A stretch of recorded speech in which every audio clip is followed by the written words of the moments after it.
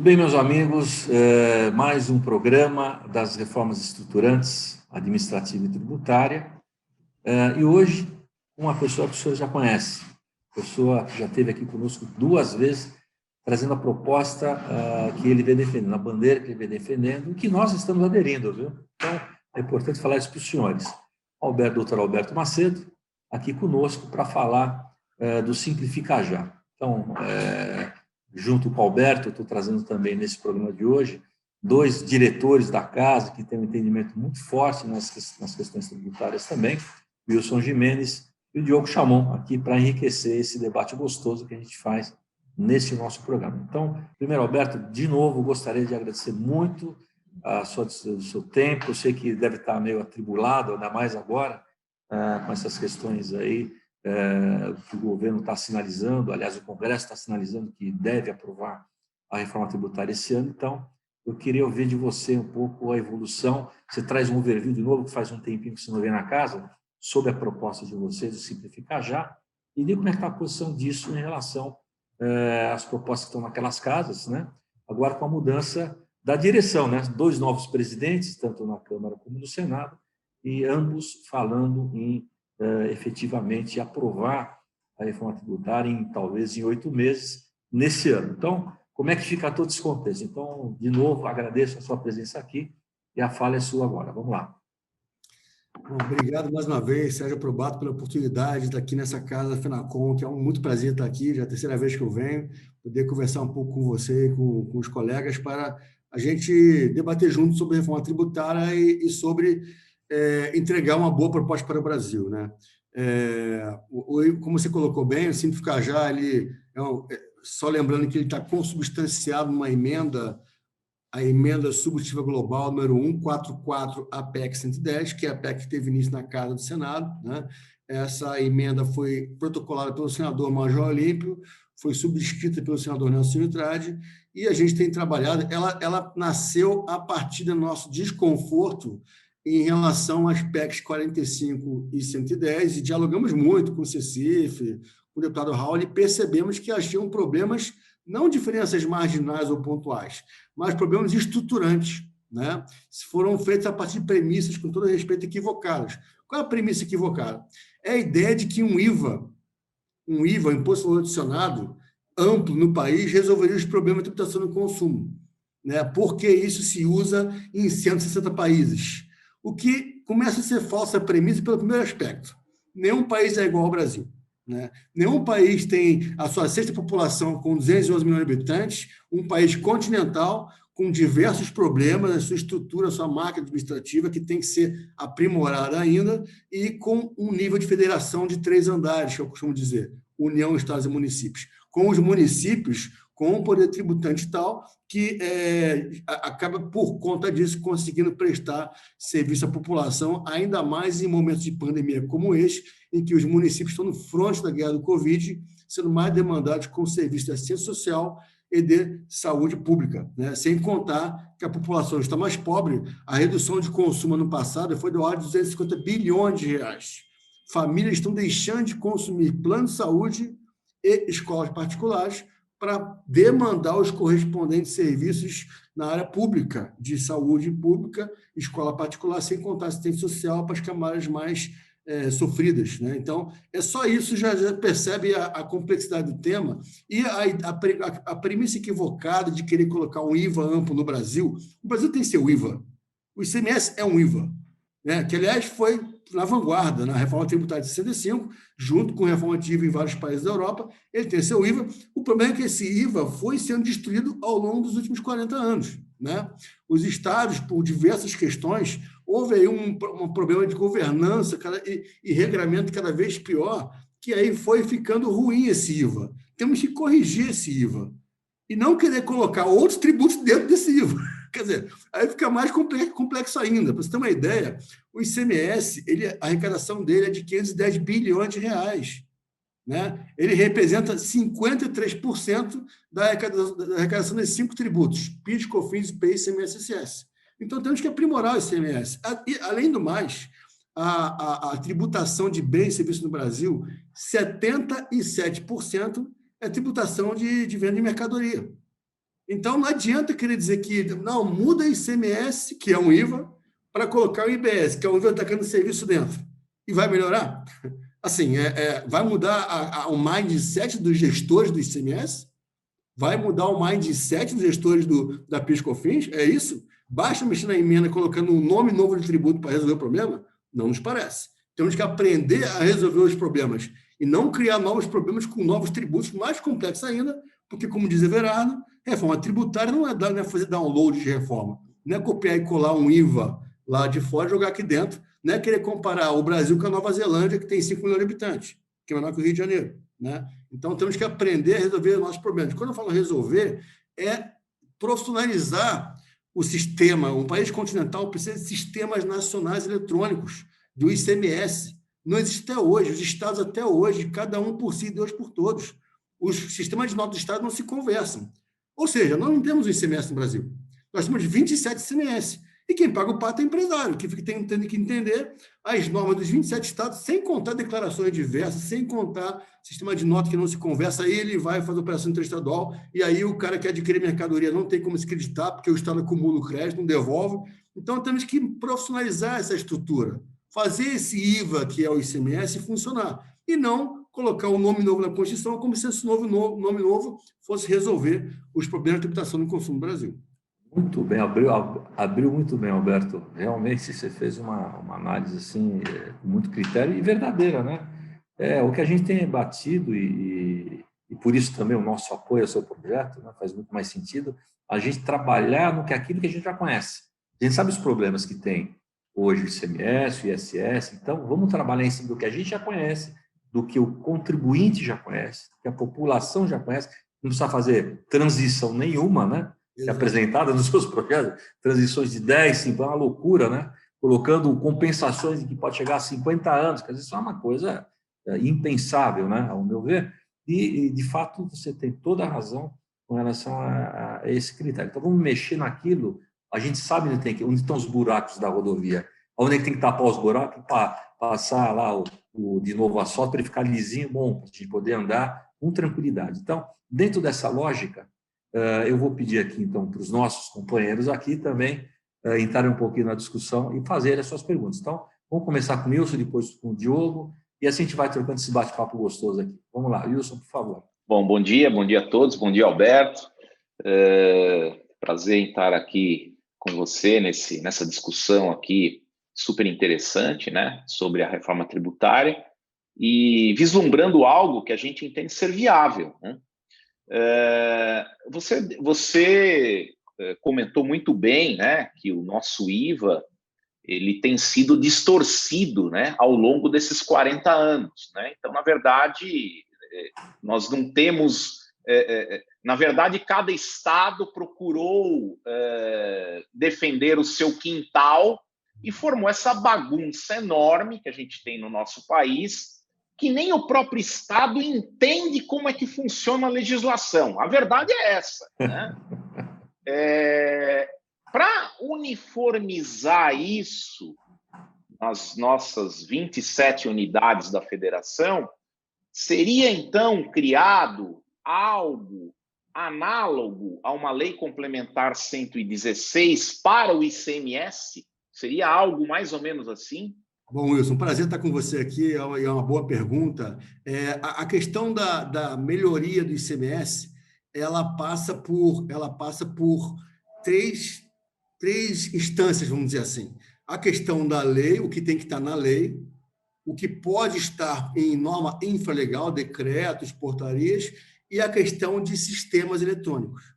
E encapsulando tudo isso, um comitê gestor do ICMS. Porque o CONFAS não é um comitê gestor do ICMS. O CONFAS é um foro em que os estados, os secretários fazendo se reúnem de vez em quando para decidir se vai ter isenção alguma coisa ali ou não, né? E, mormente, digo mais, todos, sem exceção, todas as isenções dadas por estados de relevância econômica, nenhuma passou pelo CONFAS. Todas foram a revelia do CONFAS, desrespeitando a regra da uniformidade, né? É o que você falou, cada estado cuida do seu quintal, né? Então, respondendo a sua pergunta em relação à lei complementar do ICMS, já existe, na verdade, a lei Candir, já é a lei complementar 87/96 já é a lei complementar, a norma geral do ICMS. O que teria que fazer é ganhar mais robustez em relação a outras normas que hoje fica sob a égide da lei estadual local, né? Então, não dá para ter muita regra, cada estado cuidando do seu quadrado na questão da lei dos decretos. Não dá, porque, como disse Marco Sintra, o IVA é um imposto que, por sua natureza, não é difícil de implementar em federações, ainda mais a competência de um ente federado subnacional, que é o caso dos estados. A Europa, o IVA, em regra, de Estado unitário. E que, quando o Estado é federado, é do ente nacional, não do ente subnacional. Isso é um dos fatores que gera grande problema para o ICMS. Por isso que tem que nacionalizar. Não precisa ser um ICMS federal, mas nacionalizar mais as regras, leis estaduais, para jogar numa lei complementar do ICMS, para unificar legislações. Mas você mantém a autonomia dos estados, a autonomia financeira, porque ele vai continuar podendo definir a sua alíquota, mas da seguinte forma. O que acontece? O ICMS, quando teve a reforma, começou como ICM, né?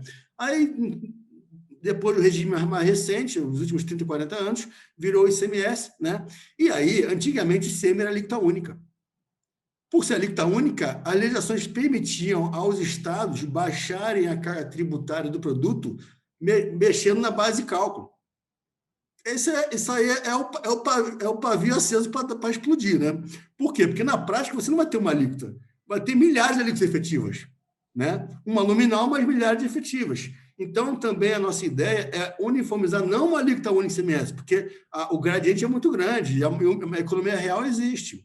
Então, organizar isso através de resolução do Senado, tem que ter uma mexida no texto constitucional para permitir, porque hoje não permite, resolução do Senado definir a alíquota mínima do ICMS, a alíquota máxima e algumas alíquotas intermediárias. Aí você padroniza. As leis estaduais, a autonomia mantida, as leis estaduais vão enquadrar os produtos nessas alíquotas. Agora, vai proibir o Estado de reduzir carga tributária reduzindo base de cálculo, porque senão não tem sistema que dê jeito. Imagina um sistema nacional de ICMS, um país grande como o Brasil, com você podendo reduzir carga por base de cálculo. Aí não tem sistema, você vai ter milhares de alíquotas efetivas. É importante uniformizar mais definindo quais são os alíquotas possíveis de aplicar. Talvez 5, uma mínima, uma máxima e 3 intermediários. Na parte de norma infralegal, de decretos, portaria de ICMS, o que acontece? Você pega o RICMS. O RICMS é o regulamento de ICMS de cada estado. Cada estado tem o seu RICMS. É um calhamaço dessa grossura. Por quê? Porque tem mais exceção do que regra, né? Então, a exceção decorre disso, de cada estado cuidar do seu quadrado e que se dane o contribuinte, e que se dane o outro estado.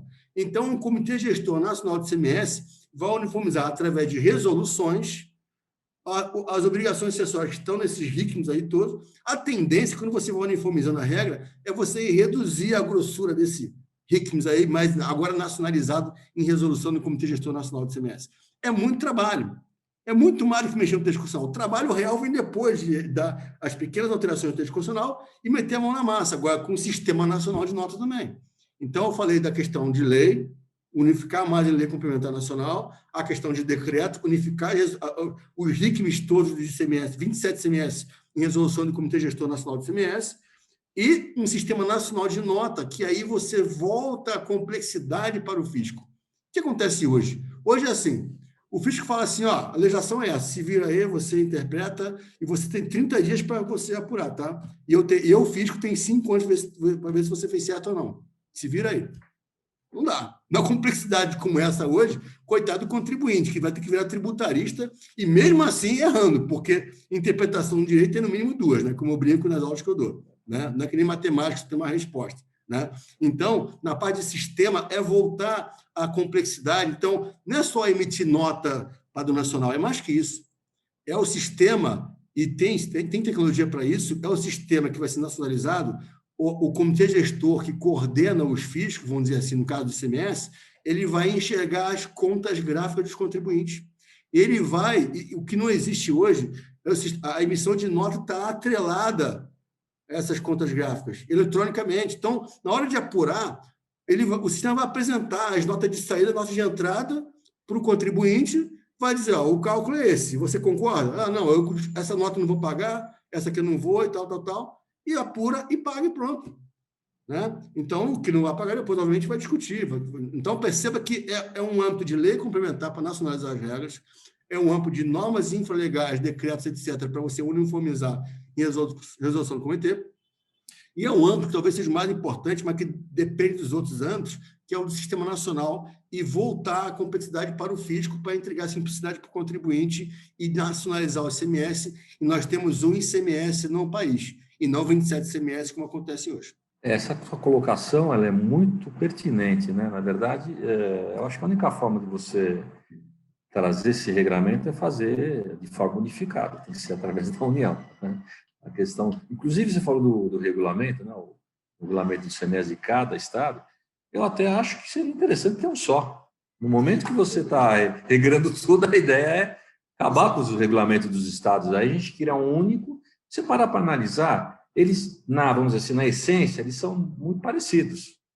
Não tem, é evidente que aí, obviamente, como falou bem o Wilson, tal, cada um vai olhar para o seu quintal hoje, né? Então, só que no geral, a essência dele é exatamente igual, não muda nada. Então, pega essa essência, obviamente isso vai dar trabalho, mas a ideia é essa. Você tem que ter um trabalho de criação em cima de uma coisa que já existe, é diferente. Você vai modificar sabendo qual a resposta que você vai ter lá na frente. Você já conhece o tributo. Ele tem mais de 40 anos. É fácil você analisar uma coisa que está aí, não uma coisa nova, que querem imputar e colocar a goela abaixo. Então, é isso mesmo, Alberto.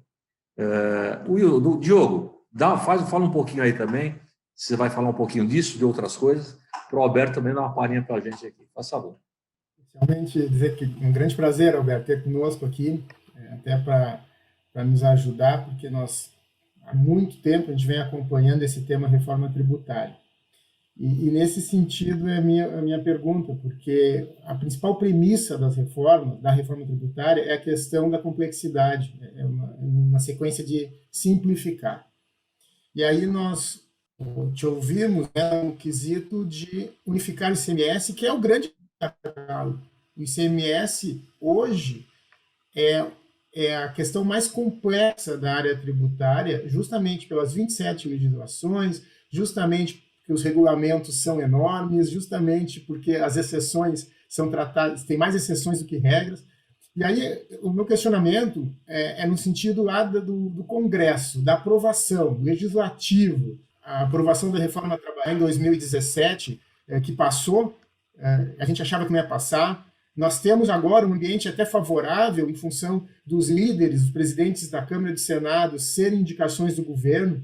Mas a minha pergunta é qual o teu sentimento, assim, ou esperança de passar este tema, esta pseudo-unificação do ICMS, o ICMS com regras uniformes, no Congresso? A gente teve lá, quando começou a se discutir a PEC 45, que se unificava, dentre outros, ICMS e ISS, houve uma resistência muito forte, muito grande, de prefeitos, de secretarias de fazenda. Então, qual a tua percepção ou a tua esperança nesse sentido de aprovação? É óbvio que tem que haver uma mobilização. O manifesto publicado semana passada, dessas 118 entidades, na linha de apoio a Simplificar Já, e também, obviamente, a mobilização de cidades que representam aí 60% da população brasileira, são 411 cidades.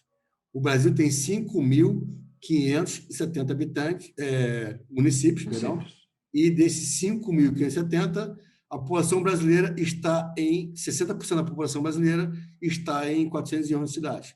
Estamos mobilizando essas cidades cada vez mais esse apoiamento político, e quanto mais força política, não só na esfera pública, mas também na mobilização, o comércio e serviços estão com a gente já, no Simplificar Já, né? Inclusive algumas entidades da indústria estão com a gente, né? Febraban, que eu acho que é mais difícil, não sei. Se bem que apresentamos também a proposta para a CNF, mas aí tem que ver quais são os interesses em relação a outras propostas. Mas o apoiamento tem sido crescente, e esse apoiamento, se concretizando em mais força política, a gente vai dialogar com cada vez mais força, né? Essa é a ideia. E a questão de aprovação, como já ouvi dizer, que fazer previsão no Brasil, fazer previsão é muito difícil. quanto mais para o futuro, né? Ainda mais no âmbito político, né? Então, é algo difícil, mas a gente percebe cada vez mais as portas se abrindo para um diálogo para entregar algo mais racional. Até porque as propostas de IBS não geram consenso.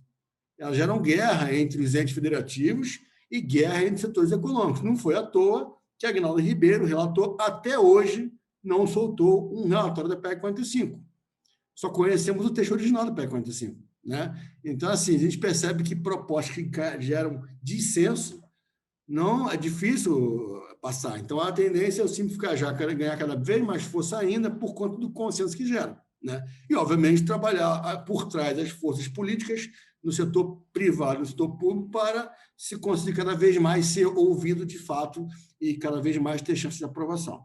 Então, o lado positivo da mudança das presidências é que há uma possibilidade de diálogo maior, coisa que não acontecia com Rodrigo Maia na presidência, por conta de já estar ali encerrado na ideia de que o IBS da PEC 45 fosse a quintessência da modernidade da tributação do consumo no Brasil, o que não é verdade. Né? Então, aliás, esse ponto, até voltando ao início, acho que é importante deixar claro, conversei muito com o Bernardo Api, que é o economista e mentor da PEC 45.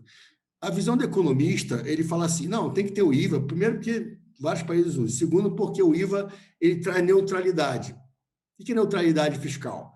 É a empresa, o que ela compra tem um tributo embutido, o que ela vende tem que pagar o tributo, e ela, ao bater o tributo do que entrou, no tributo a ser pago no que saiu, ela só paga o relativamente ao seu valor adicionado. De forma simplificada, é essa a ideia de neutralidade fiscal. Só que isso aí é uma teoria muito bonita. Tem outro princípio importantíssimo que os economistas esquecem, que é o princípio da simplicidade. A simplicidade ela vem com um tributo que é cumulativo, mas que, por ter uma alíquota máxima baixa, às vezes é melhor que o não cumulativo. Então, é sempre um trade-off, e o economista esquece disso. Aí vai para a vida real. Há sempre um trade-off entre tributo não cumulativo, de alíquota elevada e complexidade de apuração, versus tributo cumulativo, de alíquota baixa, alíquota máxima baixa e simplicidade de apuração. Pergunta, qual dos dois é melhor? Depende da alíquota máxima do cumulativo, óbvio. Né? Então, não é à toa que na PIS/COFINS, que tem um regime não cumulativo, o regime cumulativo, 93% das empresas do país estão no regime cumulativo. Que, apesar de ser cumulativo, é mais simples. Né? E a dualidade se aplica também ao ICMS e ao ISS. Né? Dado que a empresa que vende mercadoria, ela tem muito a se acreditar.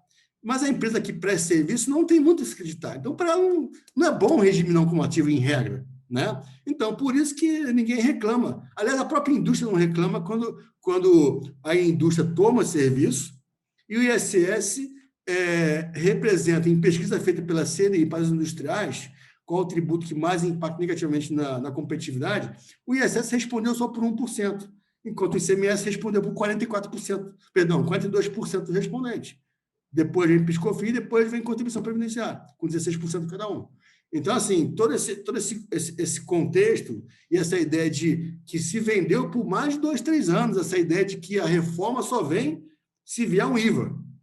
Primeiro, é começar a abrir os olhos desse pessoal, inclusive dos parlamentares, que são, afinal de contas, quem tem que aprovar, começar a abrir os olhos deles que juntar 5 tributos em um é falso dizer que vai ter simplicidade, porque esse tal IBS, vai ter competência compartilhada e vai ter complexidades imensas, né? Por ser um não cumulativo envolvendo 3 entes a nível nacional, então seria realmente uma verdadeira confusão. Né? Então, algumas pinceladas na questão política, e os diálogos estão acontecendo. Obviamente, temos visto na mídia diversos setores econômicos se reunindo com os presidentes da Câmara e Senado. Nós também estamos demandando simplificar já uma nova conversa com os presidentes das casas e posteriormente com o Executivo, para mostrar cada vez mais uma reforma a mais viável para o Brasil, para não ficarmos patinando, porque, de fato, precisamos melhorar o sistema, mas não da forma errada. Perfeito, Alberto. Gostei muito da sua fala. Dentro dessa lógica também, até para abrir um pouquinho para o público que está nos vendo, a gente tocou muito no tema ICMS.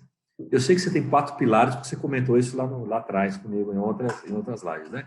Fala um pouquinho dos outros pilares e dê um foco também mais especial, na minha visão aqui, o pessoal entender um pouquinho mais, a questão do ISS e da folha de pagamento, né? A desoneração da folha, como é que vocês interpretam isso?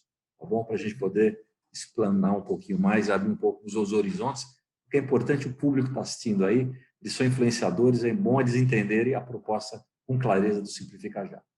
Perfeito, Sérgio. O Simplifica Já é uma proposta modular. Apresenta 4 módulos. Aí a forma do ICMS, que é o pior tributo do Brasil hoje. Aí a forma da PIS/COFINS, que ela, em tese, é fácil de resolver. Aí a forma do ISS e a desoneração parcial da folha para aquelas empresas que mais empregam e têm maior massa salarial. Do ICMS já falamos bastante. Na parte do ISS, também, como eu falei, nós temos 5.570 municípios no Brasil e é importante que unifique as regras de ISS desses milhares de municípios brasileiros. Então, unificar as leis ordinárias de ISS dos milhares de municípios em lei complementar nacional, a própria lei complementar 116 de 2003 do ISS vai dar uma robustecida nela, de forma a unificar, e aí mantém a autonomia financeira do município, porque ele vai continuar podendo definir a sua alíquota. Só que agora vai ser uma alíquota única no município. Então, todo e qualquer serviço que tiver consumo naquele município vai ter que ser a mesma alíquota, para a gente até poder, com isso, unificar a legislação de forma mais bem-sucedida. Em relação aos decretos e portarias dos milhares de municípios no tocante ao ISS, normas infralegais em geral, também a mesma coisa, unificar em resolução do Comitê Gestor Nacional do ISS. Tudo isso já... Por quê? Normas infralegais são normas de obrigações acessórias, declarações. Com o Comitê Gestor Nacional, você consegue unificar isso tudo, né? E um sistema nacional que ele está até mais adiantado que o do ICMS. Eu trabalho também na Abrasf, eu sou representante de São Paulo na Câmara Técnica Permanente da Abrasf, que é a Associação Brasileira das Secretarias de Finanças das Capitais. Lá desenvolvemos a NFSE Nacional, Nota Fiscal Serviço Eletrônico Nacional, junto com a Receita Federal e dezenas de empresas. Está pronto o sistema. É um sistema de primeiro mundo. Eu vou dar exemplo. Netflix, que está em São Paulo, com 1 milhão de consumidores e milhares de municípios do Brasil. Basta a Netflix emitir nota fiscal de serviço eletrônica para cada operação, colocando nas operações intermunicipais o código do município de origem, o código do município de destino e os dados da operação. Nem precisa calcular, é tudo parametrizado, o sistema calcula para ele. E vai emitir nota ao longo do mês. Quando acabar o mês, ele vai emitir a guia única eletrônica de arrecadação. Guia esta que vai puxar os dados das notas fiscais de serviços eletrônicas emitidas ao longo do período. E calcula automaticamente para a empresa, para a Netflix, no meu exemplo. Ela paga de uma vez só, e esse valor pago automaticamente, ele vai automaticamente distribuído para todos os municípios do Brasil envolvidos na operação. Ele não vai ter mais que saber o sistema de nota de cada município. Eu tivemos reunião com vários SESCOMs, e um SESCOM contou para a gente, um pessoal do SESCOM contou que eles chegaram a ter que bancar o sistema de nota de município, porque está dando muito problema na hora de emitir nota fiscal de papel. Ora, não é, isso é amador. Isso não é ser profissional em termos de administração pública. Temos que profissionalizar um sistema nacional que, aliás, já está pronto. Estamos demandando à Receita Federal que, se está sem recursos, manda para os municípios e abraça um projeto e toca um projeto. Porque as empresas prestadoras de serviço demandam isso. Ela vai ter um sistema nacional de nota. Então, esse é um pouco do ISS no tocante ao Simplifica Já. Na parte da PIS/COFINS, como eu falei, são 2 principais problemas, né? Aliás, a PIS/COFINS que gera problema não é a acumulativa. A cumulativa tem 0 contencioso. O que gera problema é a não cumulativa. É igual ao CMS, né? Então, temos que aprimorar. Que é a questão do conceito de insumo, que por conta de redações equivocadas em portarias da Receita Federal, restringindo o conceito, gerou um litígio imenso. São mais de 600 mil processos no CARF só para definir o que é insumo, e tem uma decisão recente da STJ que pode ajudar a resolver o problema. Então, atacar o problema de insumo na PIS/COFINS e a questão de diversos regimes na PIS/COFINS, essa é uma decisão política, né? Vai acabar ou não com os regimes? Porque o PL da CBS, o 3887 de 2020, que o governo federal enviou, ele quer acabar com essa ideia de regimes, mas manter um ou outro lá, mas traz a ideia de um IVA, né? Imposto contra imposto, com todas as suas complexidades. É melhor o PIS/COFINS base contra base. Então, a gente tem 2 linhas que a gente pode seguir na parte da tributação da PIS/COFINS. Ou a gente pegar o PL da CBS e trazer algumas emendas para melhorá-lo. Uma emenda que já está pronta, que só não foi apresentada porque não abriu prazo, é a questão de continuar prevendo um regime cumulativo da CBS, assim como tem para PIS/COFINS, porque, repito, 93% das empresas do país estão no regime cumulativo da PIS/COFINS. Imagina jogar todas essas empresas, ou quase todas elas, num cumulativo de 12% da CBS, com mais complexidade, com muitas delas não tendo insumos suficientes de se acreditar e aumentando a carga tributária. O Simplificar ele tem uma premissa de não aumentar a carga tributária, temos que simplificar e não querer tributar mais. Já tributamos demais, já, né? E simplificando, você consegue aumentar a arrecadação sem aumentar a carga tributária individual, porque vai ter mais eficiência e eficácia na arrecadação, né? Então, é estruturar o sistema e não mexidas em textos constitucionais que querem criar o IBS como se, num toque de varia de mágica, fosse resolver os problemas com um nome novo na Constituição. Na parte da federal também, a desoneração da folha. Tem entidades que pregam, não, vão desonerar a folha totalmente, porque desonerar a folha... Isso é um problema, assim, a discussão está aberta, a própria Simplificar Brasil, que apoia o Simplificar já agora, o debate está acontecendo lá, a ideia, sim, com certeza, é desonerar. Se vai ser total ou parcial, estudos estão fazendo estudos a respeito, e também possibilidades, né? A ideia do Simplificar já original é a ideia de que eu já falei, de desonerar parcialmente a CPP, a contribuição patronal previdenciária, e para não deixar o buraco na Seguridade, empresas, setores econômicos cuja empresa, por sua natureza, tem alto faturamento e baixa empregabilidade, contribuírem com uma pequena CPRB, contribuição patronal sobre a receita bruta, para ajudar nesse funding. Percebe que isso já começa um diálogo com a economia digital. Quem sabe que a economia digital, cada vez mais empregos vai tender, cada vez mais automatização e menos emprego. Então, empresas que continuam faturando alto. Exemplo, marketplace. O que é o marketplace? É uma empresa que se vale de plataforma digital para aproximar empresas que querem vender bens e serviços de pessoas que querem comprar bens e serviços. Exemplo clássico, Uber. O Uber é um marketplace, com a sua mais de centenas de milhares de motoristas que não são seus empregados, mas que vão gerar segurança no futuro. Nada mais justo que empresas como o Uber, e tem N outros marketplaces, contribuam com uma CPRB, uma contribuição patronal sobre a receita bruta, de forma a ajudar no funding da Seguridade Social. Então, são esses 4 módulos: reforma do ICMS, reforma do ISS, reforma da PIS/COFINS e desoneração parcial da folha. Roberto, você é brilhante, é bom, esclarecedor. Você traz os exemplos e traz na prática, né, o que a gente está vivendo hoje, no dia a dia, né? Isso é muito importante. O tempo jamais que estourou, mas aqui está muito bom o papo. Eu vou esticar mais um pouquinho, então. Eu vou dar a fala e mais uma pergunta para o Wilson, para o Diogo. Depois a gente faz o fechamento para poder fazer um programa especial, um programa maior do que a gente costuma fazer, mas está valendo muito a pena.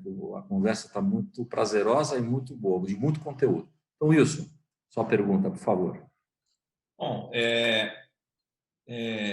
dentro desse contexto, né, o projeto ele parte da premissa de que a carga tributária ela não será aumentada, né, em termos de média, né? O próprio ministro Guedes ele já se manifestou dizendo que se for para aprovar uma reforma tributária que vai aumentar a carga tributária, eu prefiro que deixe tudo do jeito que está, né? Ele mesmo já disse isso. Então, a pergunta seria, né? Essa é uma premissa do projeto? E embaixo dessa pergunta, como é que ficam os benefícios fiscais concedidos por estados e municípios a determinadas empresas, que geralmente são empresas grandes, né? Instalaram lá os seus estabelecimentos e contam com esse benefício fiscal, que provavelmente tem um prazo, né? Como é que vai ser administrada essa questão? Boa pergunta, Wilson. Em relação ao ISS, é até mais fácil, porque o ISS já existe a ideia de uma alíquota mínima, né? A alíquota mínima efetiva é de 2%. Então, isso já amaina um pouco a questão do ISS. E em relação à unificação de alíquota, é óbvio que aí, essa nacionalização, você vai ter aí uma transição, né? Na verdade, são 2 regimes convivendo com o tempo, no caso do ISS, de forma a... Vai chegar um momento que vai ter a alíquota única, né? De forma... Essa alíquota única, a ideia inicial dela é ser mais ou menos a alíquota média, partir da alíquota média dos municípios, que é em média de 3,5%. E se o município quiser aumentar, ele vai na Câmara Municipal e aumenta. Se quiser reduzir, também, né? Mas a ideia é que ele tem que pensar que, como vai ser uma alíquota única, ele tem que ver qual é a alíquota média naquele município, para não perder o orçamento também, né? Então, esse é um ponto. E há uma transição nas operações intermunicipais, em que o ISS vai ser a alíquota do município de destino, mais o equivalente a 2% que fica o município de origem. Então, essa diferença é uma transição ao longo dos anos, ao longo de 10 anos. No caso do ICMS, temos que... A gente sabe que tem benefício, obviamente, como eu falei, o ICMS de arrecadação é muito maior que o do ISS, são 510 bi contra 70 bi do ISS. Então, no ICMS, a questão de benefícios, a própria questão dos benefícios também passa por uma ideia de transição, e os regimes atuais vão ter que ser... Aliás, o próprio Código Tributário Nacional prevê isso. O regime, o benefício fiscal, ele tem lá, se tem um tempo certo, ele tem que ser respeitado. Então, vai ter um tempo como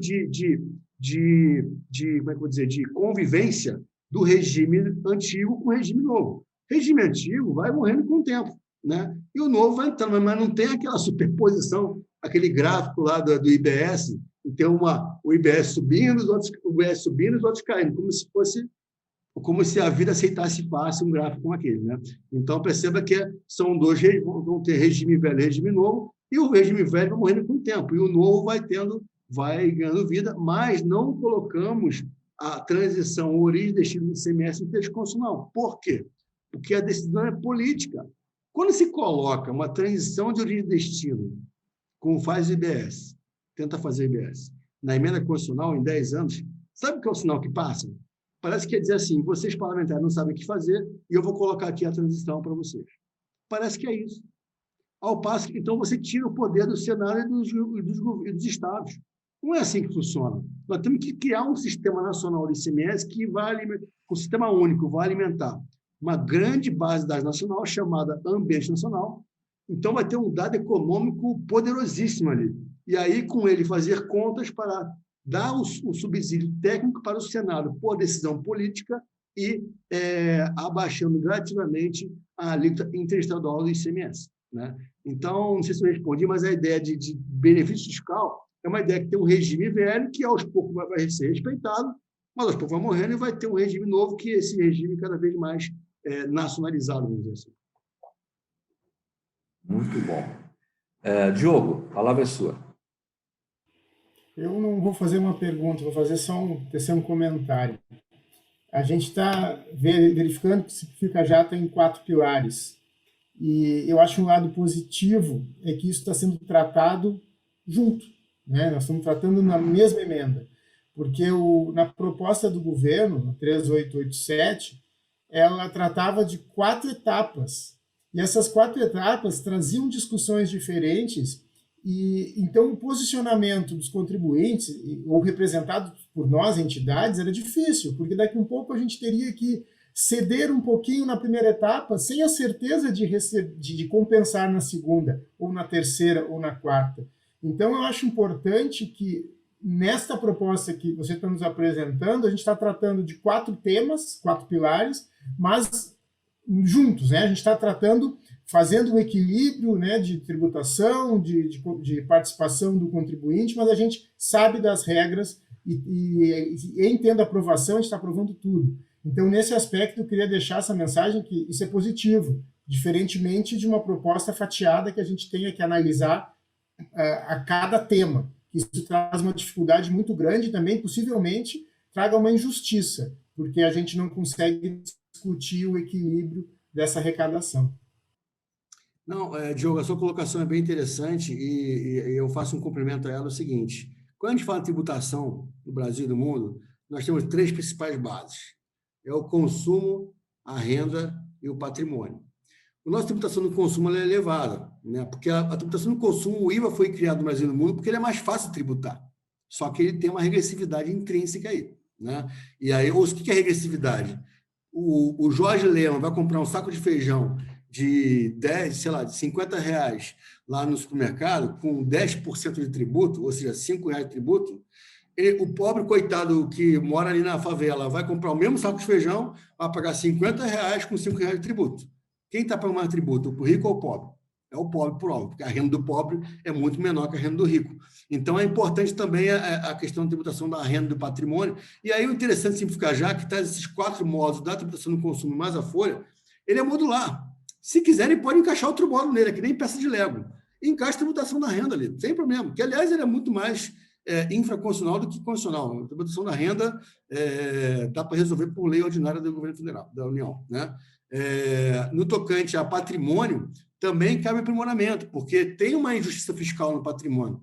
Por exemplo, pega, por exemplo, a tributação da herança, né? O pessoal fica falando de criar o IGF, Imposto sobre Grandes Fortunas. Cara, criar IGF no Brasil é suicídio, em termos de efetividade de arrecadação. Por quê? O que é grandes fortunas? Vão discutir 50 anos o que é grande fortuna. É muito melhor pegar os tributos que já estão com as bases que já existem e melhorar a progressividade neles. Por exemplo, pega lá o imposto de herança, que hoje a alíquota máxima é 8% por resolução do Senado. Ué, bota a alíquota máxima mais alta. Quando bota a alíquota máxima de 20%, não quer dizer que o povo vai pagar 20%, ou nós, classe média, vamos pagar 20%. Não, quem vai pagar 20% é o rico que tem herança, é o Safra, que teve na notícia ali, que teve a herança que faleceu, e a herança do Safra bilhões, né? Então, assim, a progressividade é isso. Quanto maior a renda, ou no caso da herança, o patrimônio, né, objeto da herança, maior a alíquota, isso traz justiça fiscal. A mesma coisa, por exemplo, talvez no ITBI, Imposto de Emissão Onerosa de Bens Imóveis, que é municipal. A progressividade no ITBI. Será que é justo quem compra um apartamento, uma casa de 50, 100 mil reais, pagar a mesma alíquota de ITBI que quem compra uma mansão de 30 milhões de reais? Será que é justo? Então, essa progressividade é fácil de resolver, uma pequena mexida no texto constitucional. Então, além da tributação no consumo, também dá para acoplar questão de renda, que é muito mais infraconstitucional, a discussão aí de tributar dividendos de novo ou não, é uma discussão, e o patrimônio, que aí vários impostos patrimoniais, o IPTU, ITR, ITBI, TCMD e PVA. Então, desses, corrigir, por exemplo, a progressividade do TBI, que não existe até hoje, melhorar ainda mais a progressividade do TCMD. Só esses 2 pontos já ajudaria a conferir mais justiça fiscal, né? Então, são alguns pontos aí para a gente também poder trabalhar além dos 4 módulos do Simplificar Já. É possível também. Bom, meus amigos, o Alberto Macedo, você vê que ele discute absolutamente tudo na área tributária, que ele conhece.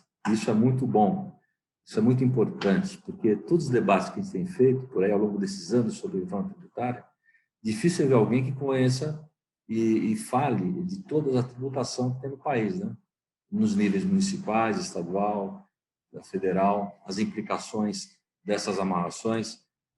Por isso a importância desse diálogo, desse debate. Tanto que estamos apoiando também, somos a 190ª empresa, a instituição, aliás, que está apoiando o projeto deles, né? Por trazer realmente esse diálogo aberto e a riqueza dos detalhes para a simplificação. Então, eu acho essa construção muito pertinente. A gente sente nas outras PECs, vamos dizer assim, a rigidez do projeto que eles apresentam, e a dificuldade e a resistência, evidentemente, é por parte do Estado e do município não querer entrar, porque quem vai gerir tudo e controlar tudo, inclusive a arrecadação, é a União. Então, aí complica, né? Você tem que dar essa liberdade e essa abertura para que estados e municípios tenham a sua liberdade federativa, né? Está na Constituição, isso, a gente tem que respeitar isso. Porém, criar o quê? Uma legislação realmente que seja unificada, para que todos cumpram aquele regramento. Aí, se você deixar também 5.000 e tantas leis municipais, né, 27 salários, aí vira uma confusão, que é hoje. É isso que a gente quer acabar, com essa confusão, para poder, aí, acabando com a burocracia e simplificando essa história toda, a gente tenha uma coisa que a gente já conhece de maneira mais racional. Então, Alberto, adorei a sua presença aqui, obrigado de novo pela sua participação, estaremos juntos em mais oportunidades, tanto nesse canal, como com vocês lá no Congresso Nacional, para estar discutindo de forma mais ampla toda essa matéria que você está trazendo. Então, eu queria pedir, primeiro, para os nossos diretores fazerem um fechamento rápido, e eu falo para você fazer o fechamento dessa temática aqui, que a gente ultrapassou um pouco o horário, mas valeu muito a pena, e tenho certeza que todos estão nos assistindo, porque o debate está sendo muito rico. Então, primeiro o Wilson, depois o Diogo, e por último o Alberto, fechando com critério do nosso programa. Então, vamos lá, Wilson. Bom, primeiro agradecer aí, Alberto,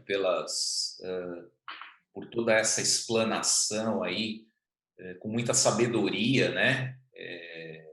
Discorrendo sobre todo o nosso arcabouço tributário, né? Que a gente escuta pessoas falando de reforma tributária, mas elas não têm um conhecimento profundo individualmente de cada tipo de produto que temos no Brasil e também não sabem como isso é apurado, né? Então, a gente vê aí as suas explicações um conhecimento muito vasto aí nesse sentido, né? Assim, a questão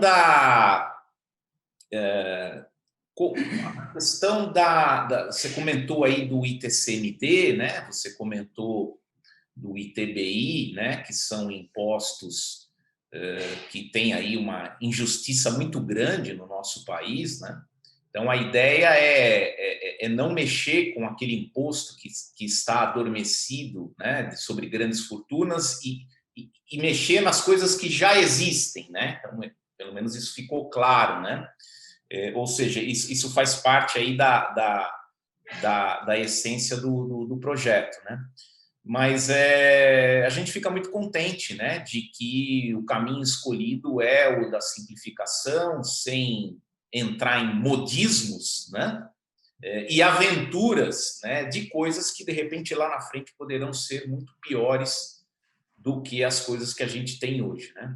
Então, muito obrigado aí, Alberto, pela sua participação e pela sua sabedoria aí em nos transmitir todo esse conhecimento aí sobre a tributação no Brasil. Vamos lá, Diogo. Fechamento, por favor. Eu também registrar que é muito bom escutar e debater com quem conhece, né? A gente consegue avançar bastante nesse aspecto, foi muito positivo hoje. Também dizer que o nome do projeto, né, simplifica já. Ele é muito adequado, porque esse é o grande problema que nós temos hoje no Brasil. O ambiente de negócio precisa estar mais simples. A gente viu nos últimos dias aí uma multinacional saindo do Brasil e a gente precisa gerar um ambiente positivo para que elas venham para o Brasil e para quem está aqui possa produzir, possa gerar renda, possa gerar emprego. E isso passa diretamente pela questão tributária, que hoje é um grande problema para as empresas, o gasto que se tem de tempo e de recursos para poder se manter pagando impostos no Brasil. Então, que essa luta siga e que vá na linha de simplificação, sempre tendo isso como uma bengala, né? Que a gente não se afaste da busca pela simplificação. Obrigado, Alberto, pela oportunidade aqui conosco. Bom, Então, por favor, pode fechar aí, vamos lá. Obrigado. Primeiro, renovar o agradecimento, Sérgio Aprobato, pela oportunidade, mais uma vez, de estar aqui na FENACOM com vocês. Agradecer o apoio de vocês. A FENACOM agora é a mais nova apoiadora de Simplificar Já. Contamos com a força de vocês também no parlamento para nos ajudar nesse convencimento político suportado por um arcabouço técnico, né?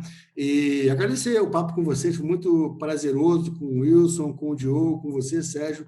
Muito obrigado, estamos à disposição. Um forte abraço a todas e a todos. Agradeço vocês ficarem um pouquinho mais, né? Extrapolamos o nosso tempo de programa, praticamente dobramos o tempo de programa, mas foi um programa especial que realmente valeu muito a pena, porque agora, meus amigos, estamos então na reta final da aprovação de uma reforma que o Brasil necessita, que é uma reforma de simplificação, trazendo especialmente o que existe hoje, que a gente conhece, sem surpresa, sem novidade, num regime simplificado que a gente possa realmente trabalhar e abrir os nossos horizontes. Então, obrigado novamente pela oportunidade que vocês deram nos assistindo. E, de novo, Alberto, você virá mais vezes aqui no programa, que a gente tem muito a discutir no detalhe cada tópico que foi levantado aqui. Obrigado, um abraço a todos vocês.